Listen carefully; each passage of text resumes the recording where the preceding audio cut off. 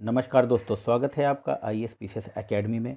और polity MCQs जो practice set हम करवा रहे हैं उसका ये अगला पार्ट है। और यह एमसीक्यूज़ जो आगामी आने वाली परीक्षाएं हैं, जो चाहे वो एसएससी जीडी हो, चाहे एसएससी सीजीएल हो, RO ARO BO, UPSC, UPPCS, इन सभी परीक्षाओं के लिए महत्वपूर्ण है। तो हम लोग आज देखेंगे। आज हम उद्देशिका से और नागरिकता से और संविधान की विशेषता से प्रश्न देखेंगे। तो चलिए स्टार्ट करते हैं। यहाँ पर पहला क्वेश्चन हम देखेंगे।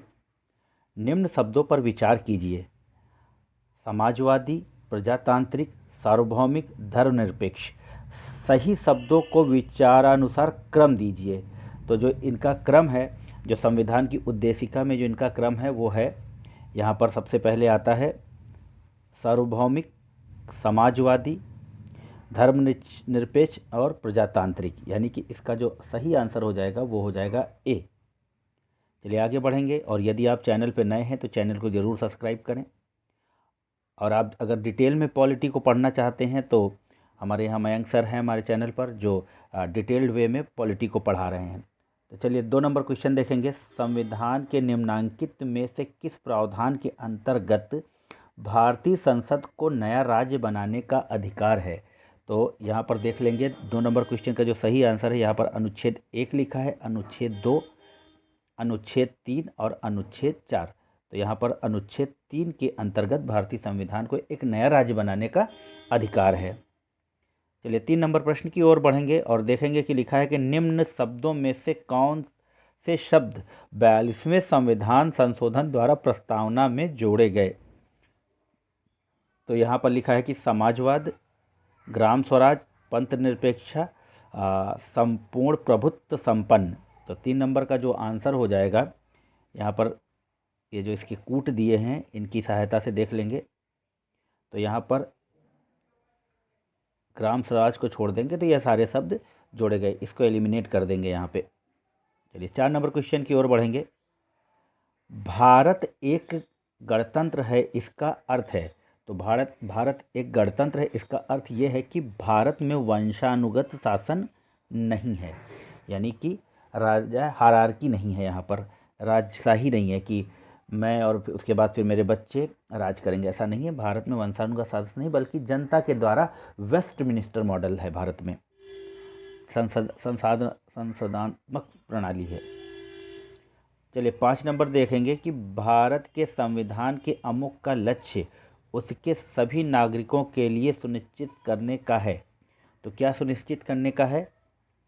देखिए यहाँ पर लिखा है कि सामाजिक तथा आर्थिक न्याय, विचार तथा अभिव्यक्ति की स्वतंत्रता, अवसर की समानता और व्यक्ति की प्रतिष्ठा। Very good. देखिए हमारा संविधान कितना महान है। तो इसमें जो होगा ये सभी 5 नंबर में सभी सही है। चलिए 6 नंबर देखेंगे। भारत में लौकिक सार्वभौमिकता है क्योंकि संविधान की प्रस्तावना प्रारंभ होती है। तो संविधान की प्रस्तावना कैसे प्रारंभ होती है? हम भारत के लोग से। तो इसका जो आंसर हो जाएगा डी हो जाएगा। आप अगर प्रस्तावना को नहीं पढ़े हैं तो आप प्रस्तावना को पढ़ लीजिए जाके। चलिए 7 नंबर देखेंगे कि संविधान की प्रस्तावना के बारे में कौन सा सही है? तो संविधान की प्रस्तावना के बारे में क्या सही है? समाजवादी, धर्मनिरपेक्ष शब्द 1950 में संविधान लागू संविधान के अंग नहीं थे। जी, ये 42वें संविधान संशोधन द्वारा जोड़े गए थे। चलिए आगे बढ़ेंगे। 8 नंबर कह रहा है कि संविधान की उद्देशिका के संबंध में निम्न कथनों पर विचार कीजिए और दिए गए कूट की सहायता से बताइए कि इनमें से कौन सही है। देखिए यहाँ पर लिखा है, पहला, पंडित नेहरू द्वारा प्रस्तुत ऑब्जेक्टिव प्रस्ताव अंततोगत्वा उद्देशिका बना। देखिए ये सही है। इसकी प्रकृति न्याय योग्य नहीं है, ये भी सही है। इसका संशोधन नहीं किया जा सकता, नहीं, इसमें संशोधन एक बार किया जा चुका है। संविधान के विशिष्ट प्रावधानों को यह रह नहीं सकता। तो जो इसका सही आंसर हो जाएगा, एक मिनट, 8 नंबर क्वेश्चन का जो सही आंसर है वो है यहाँ पर बी, 2 और 4। चलिए आगे बढ़ेंगे और देखेंगे कि 9 नंबर में हमसे क्या पूछ रहा है। भारतीय गणतंत्र कि 26/11/1950 को सही संवैधानिक वस्तु स्थिति क्या जब संविधान लागू किया गया। तो इस तारीख को संविधान की सही संवैधानिक स्थिति क्या थी, तो यह था संपूर्ण प्रभुत्व संपन्न लोक गणराज्य। इसका सी आंसर हो जाएगा। चलिए 10 नंबर क्वेश्चन की ओर बढ़ेंगे और देखेंगे कि निम्न में से कौन सही है। तो 10 में निम्न में से कौन सही है, तो यहाँ पर सी सही है, सामाजिक समानता संविधान में प्रत्याभूत है। चलिए 11 नंबर क्वेश्चन देखेंगे और मित्रों वीडियो को अंत तक देखते रहें जिससे कि आपको इसका पूरा लाभ हो, क्योंकि अब निरंतर अभ्यास ही सफलता की कुंजी है। जितना आप प्रैक्टिस करेंगे उतनी ही अच्छी परफॉर्मेंस और उतने ही कॉन्फिडेंस के साथ आप एग्जामिनेशन हॉल में बैठने पाएंगे। चलिए 11 नंबर क्वेश्चन देखेंगे। भारत के संदर्भ में निम्न में से कौन धर्मनिरपेक्ष शब्द का सही भाव व्यक्त करता है। तो जो धर्मनिरपेक्ष शब्द का सही भाव है वो है कि भारत में राज्य का कोई धर्म नहीं है। इसका आंसर डी होगा, यानी कि भारतीय राज्य का कोई धर्म नहीं है। चलिए 12 नंबर में देखेंगे कि निम्नलिखित शब्दों में से कौन सा शब्द 1975 में भारतीय संविधान की प्रस्तावना में सम्मिलित नहीं था। तो 12 नंबर में हम देख लेंगे तो अखंडता भारतीय संविधान की प्रस्तावना 1975 में सम्मिलित नहीं था। चलिए 13 नंबर में देखेंगे कि निम्नलिखित शब्द में से कौन सा शब्द भारत के संविधान की उद्देशिका में नहीं है। तो समाजवादी है, धर्मनिरपेक्ष है, संप्रभुता है, यानी कि लोक कल्याण नहीं है। तो इसका जो हो जाएगा डी आंसर। चलिए 14 नंबर की ओर बढ़ेंगे। निम्नलिखित में से किस वाद में उच्चतम न्यायालय ने धारणा प्रस्तुत की कि उद्देशिका संविधान का भाग है। तो यह है बोमई बनाम union of India, option C. ये सब बहुत ही महत्वपूर्ण क्वेश्चन हैं और ये सब प्रीवियस ईयर क्वेश्चन पेपर आए हुए प्रश्न मैं आपसे इसका प्रैक्टिस सेट करवा रहा हूँ और इनकी प्रबल संभावना है कि ये आगे आ सकते हैं। चलिए 15 नंबर देखेंगे। निम्न में से कौन सी भारतीय संविधान की विशेषता नहीं है। तो संसदात्मक सरकार ये विशेषता है, स्वतंत्र न्यायपालिका, संघात्मक सरकार यानी अध्यात्मक सरकार, यानी कि 20 का जो होगा वो आंसर है। चलिए आगे बढ़ेंगे 16 नंबर में। निम्नलिखित में कौन सा राज्य का सबसे महत्वपूर्ण तत्व है। तो जो राज्य का सबसे महत्वपूर्ण तत्व है वह है संप्रभुता, यानी कि हमारा देश यानी कि हमारा भारत किसी भी देश के दबाव में या किसी देश के इन्फ्लुएंस में कोई काम नहीं करता, यानी कि यह बिल्कुल सॉवरेन है, संप्रभु है। चलिए 17 नंबर क्वेश्चन देखेंगे। निम्न में से कौन सुशासन की विशेषता नहीं है। तो 17 नंबर में देखेंगे जवाबदेही, पारदर्शिता, यह सब सुशासन की विशेषता है। लाल फीताशाही जो होती है यह सुशासन की विशेषता नहीं है, यानी कि आंसर इसका डी हो जाएगा। चलिए 18 नंबर। निम्न में से कौन भारत को धर्मनिरपेक्ष राज्य वर्णित करता है। तो कौन वर्णित करता है 18 नंबर में, संविधान की प्रस्तावना, जहाँ पर लिखा है हम भारत के लोग। चलिए 19 नंबर। भारतीय संविधान की प्रस्तावना में जिन आदर्शों एवं उद्देश्यों की रूपरेखा दी गई है उनकी व्याख्या की गई है। तो उनकी व्याख्या कहाँ की गई है।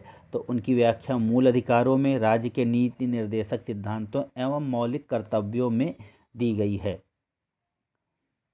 चलिए 20 नंबर। भारतीय संविधान की प्रस्तावना में निम्नलिखित में से किस स्वतंत्रता का वर्णन नहीं है।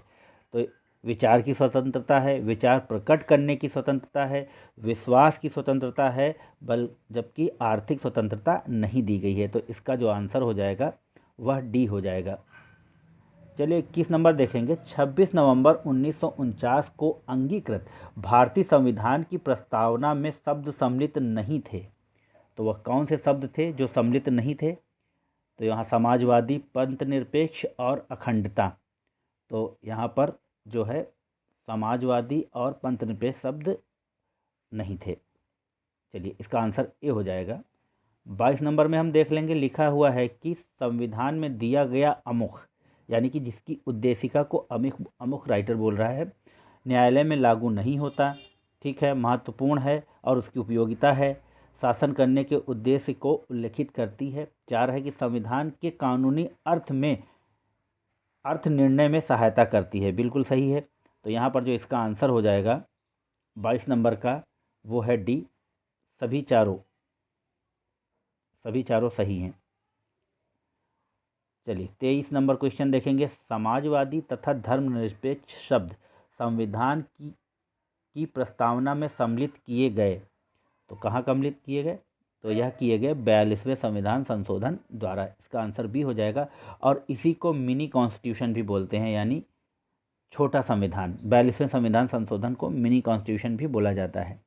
तो कभी अगर प्रश्न आ जाए कि मिनी कॉन्स्टिट्यूशन किसे कहते हैं, तो आप 42वें संविधान संशोधन को कहेंगे। चलिए 24 नंबर देखेंगे कि सभी व्यक्ति पूर्णता और समान रूप से मानव हैं, यह सिद्धांत जाना जाता है। तो यह जाना जाता है सार्वभौमिकता का। चलिए 25 नंबर की ओर बढ़ेंगे। भारतीय संविधान में मौलिक कर्तव्यों का विचार लिया गया।